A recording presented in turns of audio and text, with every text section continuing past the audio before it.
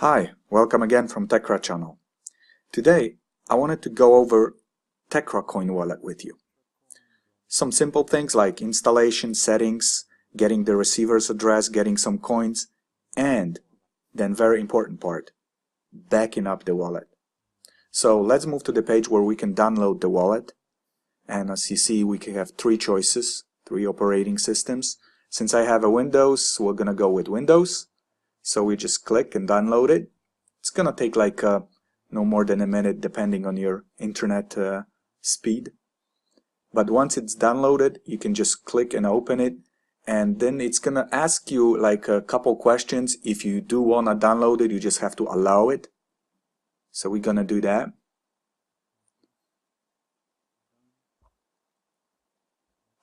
Everything is pretty much very simple. It's just point and click, next, next, next, and you'll have a wallet on your browser downloaded. If you want shortcut on your desktop, you just leave the window unchecked, then you just click next,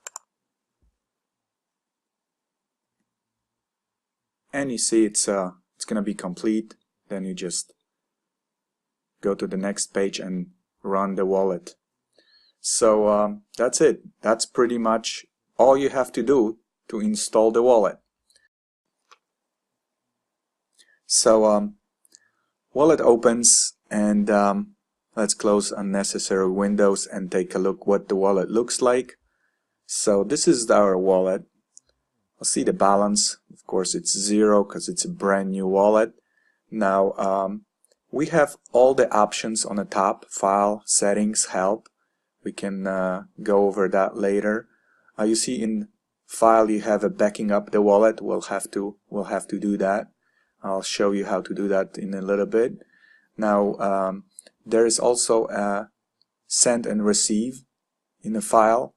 So we'll get the receiving address from here. Now settings, help, or debugging window. Debugging window is where we are going to be setting up the master node. We're going to use that, so we'll come back to that as well. But let's start from getting a receiver's address. So we'll click on a receiving address, and as you see here we have address. We can name it whatever we want. Let's call it main address number 1. Of course you can have more than one address on this wallet. Why would you want more than one? We'll go over that later. I'll show you. So once we have addressed, you can just click close, and that's pretty much it. Now you have a receiving address, so you can receive coins to this wallet. But before you actually start sending coins to the wallet, I suggest you wait until your wallet is synchronized. And you see the bar on the bottom shows you the progress, how your wallet is synchronizing. And no, it's not. It's gonna take 15 weeks to get synchronized. It's just 15 weeks behind. This should take no more than hour and a half to get synchronized. So you just leave the wallet open, and you'll see you're gonna get synchronized within an hour and a half. Once you have wallet synchronized, then you're gonna go ahead and start experimenting with getting coins into the wallet. So let's move to settings and getting our language set up. We go to settings, options, and then we go to last tab. It's not English, that's why I'm going to say last tab. We're going to change it to English right now, and we'll look for the language. I'm going to set it up to English so we are all on the same page. So we're going to look for English. Here we go.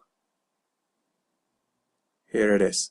Okay, so we're going to change it to English, click OK, and now before actually language changes take place, we have to restart the wallet. You see you still have our Polish language here.